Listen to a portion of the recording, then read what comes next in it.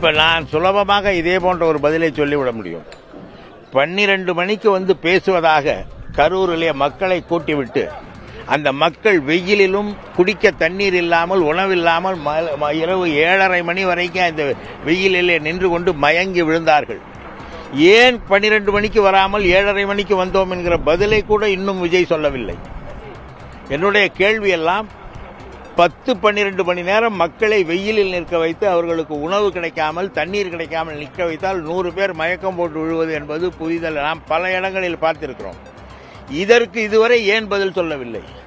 நாமக்கல்லிலே 11:30 மணிக்கு பேசிவிட்டு அங்கிருந்து கரூருக்கு 1 மணி நேரத்தில் வந்து பேசிவிட்டு செல்லாதது ஏன்? இதற்கு பதில் விஜய் சொல்ல வேண்டும். என்ன செய்து கொண்டிருந்தார் இடைப்பட்ட நேரத்தில்? அந்த மக்களை கூட்டமாக நிறுத்திவிட்டு அவர்கள் மயக்கம் போட்டு விழுவதை பற்றி கூட கவலைப்படாமல் இந்த குற்றத்திற்கு இவர்கள் மயங்கி விழுந்ததற்கு ஒரே பொறுப்பு விஜய். அவர் எங்களை குறை சொல்வதற்கு எந்த அருகதையும் இல்லாதவர். அதெல்லாம் அவர் சொல்லிட்டு போவாருங்க. இது சுலபமா சொல்றது. ஏதாச்சும் ஒரு ஆதாரத்தை சொல்லுங்க. எதை வேண்டுமானாலும் பேசலாம். கொள்ளையடிக்கிறதுங்கிறது பொதுவாக எல்லாம் அதிமுக செஞ்சாங்க அதை பேசுவாரா, பாஜக செய்யறாங்க அதை பேசுவாரா?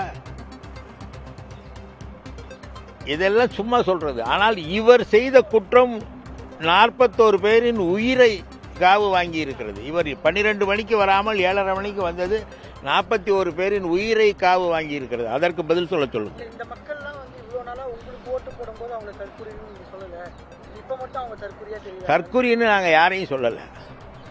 சில விஜய வேணா சொல்லியிருக்கலாம். ஏன்னா சில பேச்சு வந்து பொருத்தமற்றதாக இருந்தால் அப்படி திட்டுவார்கள். பொதுவாக எல்லோரும் சொல்லுகிற வார்த்தை தான், அவ்வளவுதான். விஜயின் பேச்சுக்கு பதிலளிக்கும் விதமாக திமுகவின் மூத்த தலைவர் TKS இளங்கோவன் புதிய தலைமுறையிடம் கருத்து தெரிவித்திருக்கிறார். அதனை பார்த்தோம்.